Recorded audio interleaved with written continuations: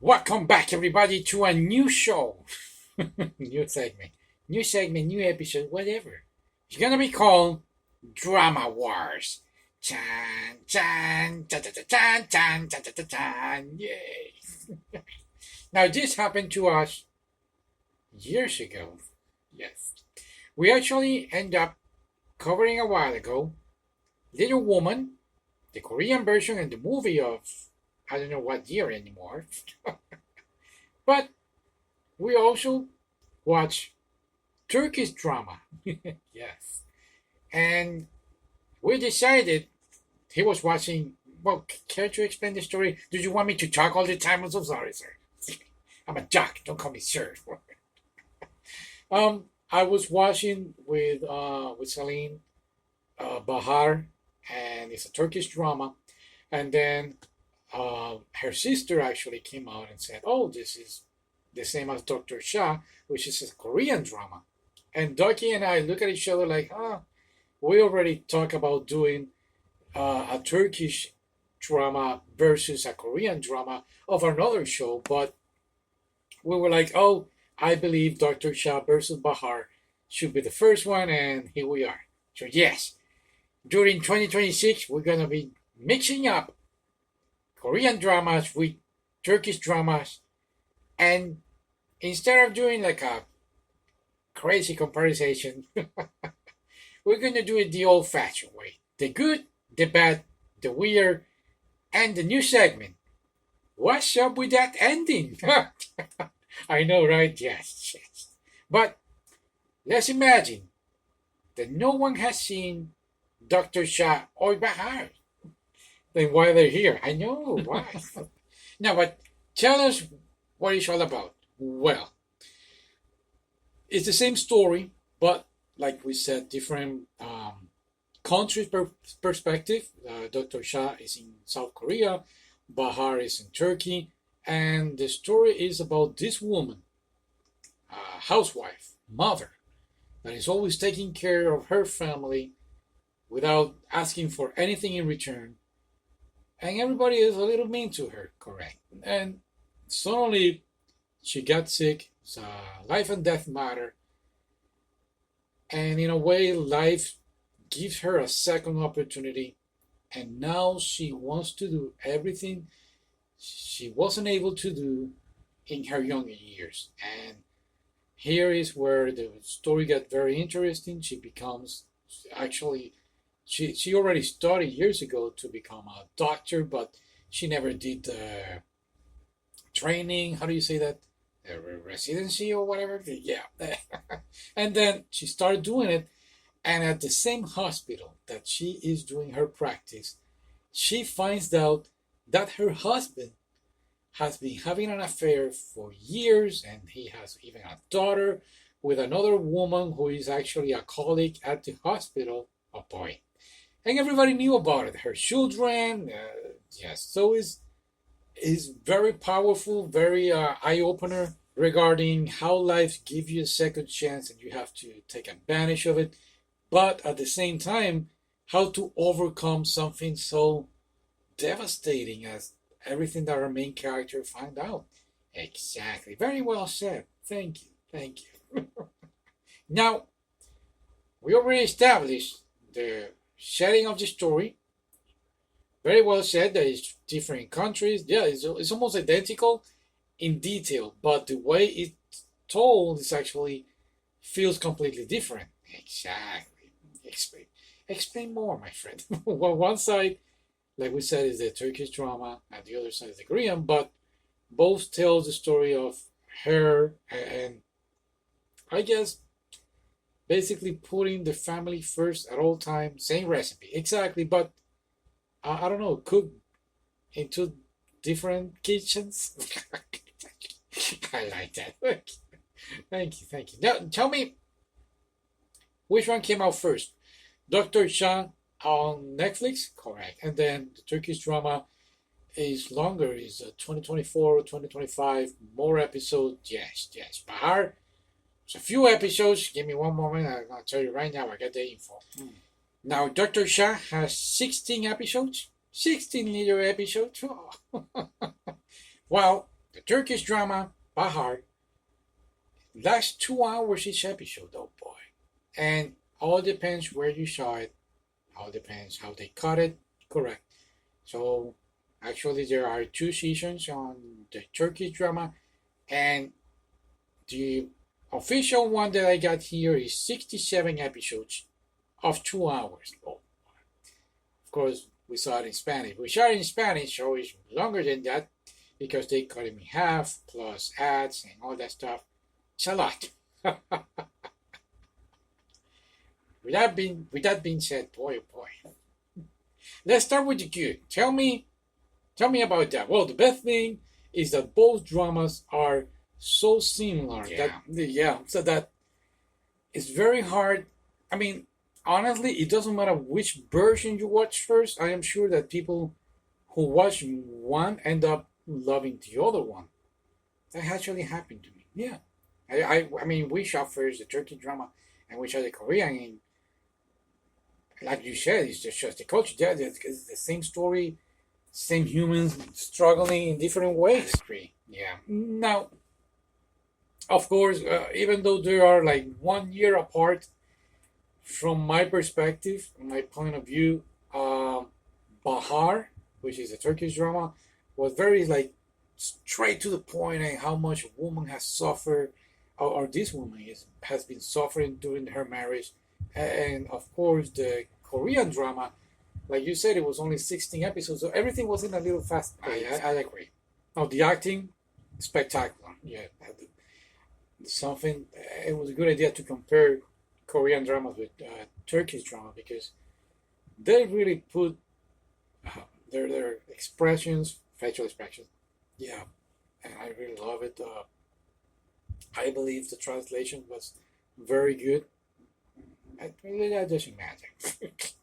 It's a drama that we're here for. Tell me the bad. Have you done with the good? I guess. Okay, tell me the bad. Let's start with Bahar. The Turkish version tried to experiment too much with her decisions. Yeah, and I heard the character towards the end. Yeah, because and again, longer episodes, the more they explore, and the main character Bahar stops feeling like the original character that we saw in the Korean dramas, and then some choices feel out of place, and even I really felt that broke down the emotional connection that we the audience had watching it. Okay, I agree. Thank you. What about Dr. Sha? I believe the problem here on this one, and I told you what when we were watching it is that let me stop. Netflix, what is doing lately? Netflix is changing the whole K dramas from what it used to be. So most of the time, K dramas was more about romance and comedy, and Netflix, of course, with the whole what is the name, Squid Game, My Demon. Yes, this is changing the whole perspective. And on this show particularly, you did not know it was either a drama or a romance or a comedy. Especially at the end, the tone becomes very confusing, at least for me. Yeah. Well, to me, it was more about the decisions that she made, like you said at the beginning. But, and I guess that this is my perspective, my friend, is that they wanted to make it more like for a woman's point of view. Yeah, like nobody else matters. I agree. Yeah. So you're saying that this show is more like a for a woman's perspective, exactly. But they and what you said about putting the comedy, it really took away what it really was the main idea of the drama of a woman coming out, not coming out, overcoming their problems that life threw her because it was crazy and there was so much information that you, the audience, had to analyze in a 16 episode. Not that when you were watching the Turkish drama, they give you enough time to process.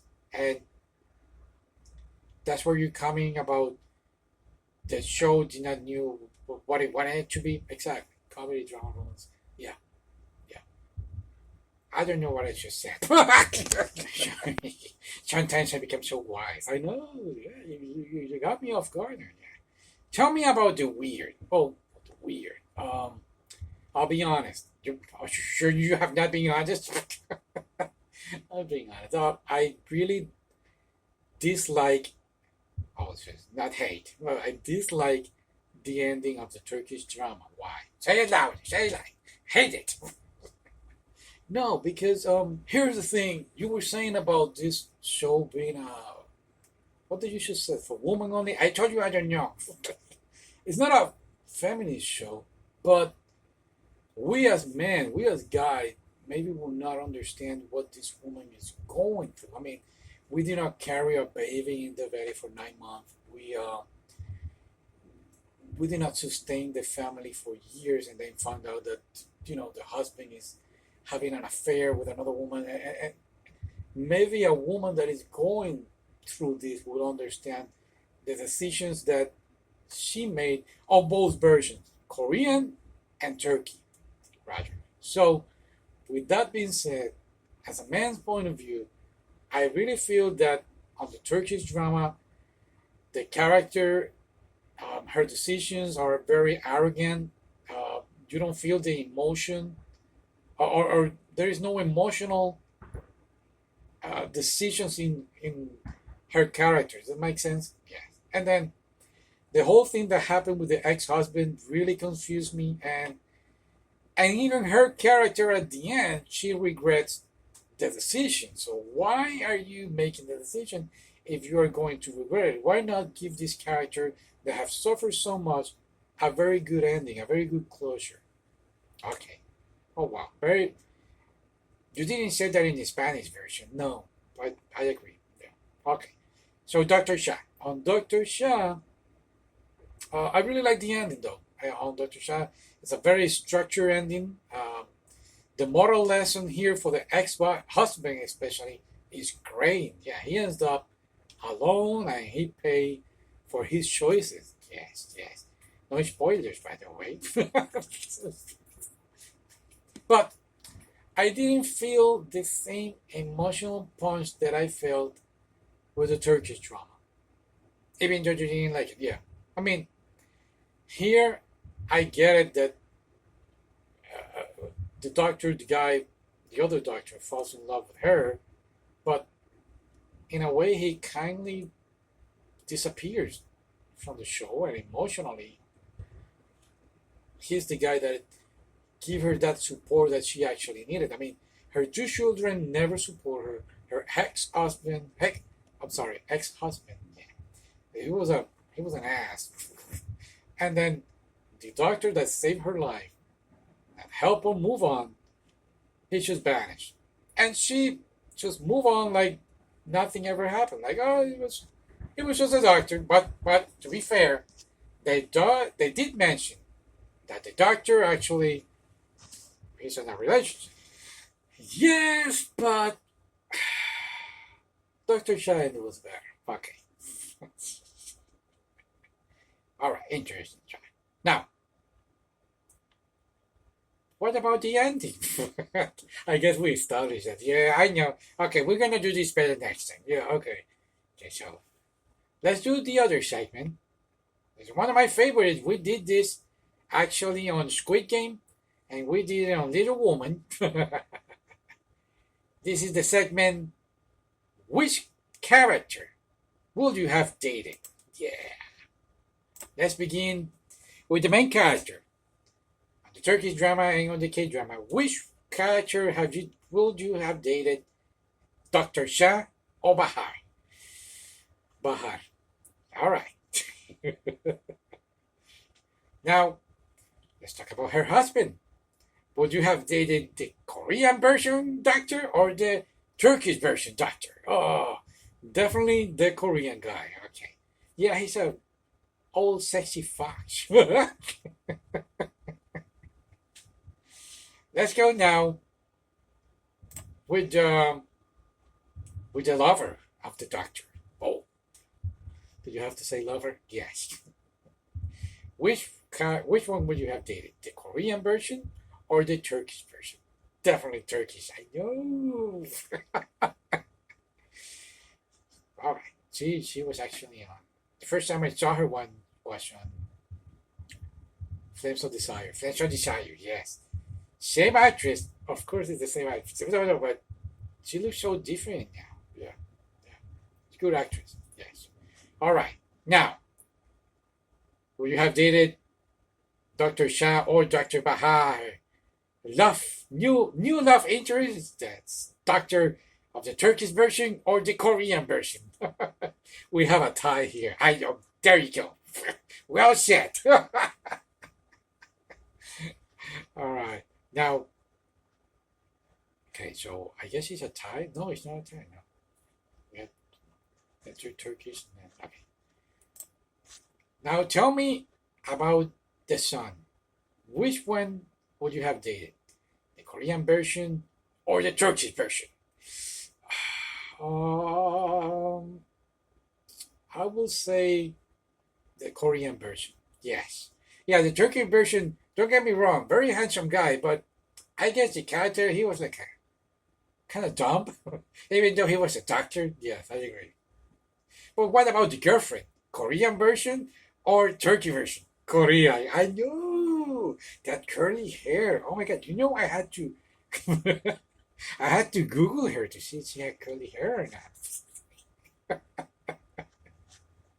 All right. Okay. What am I missing? No idea. Okay.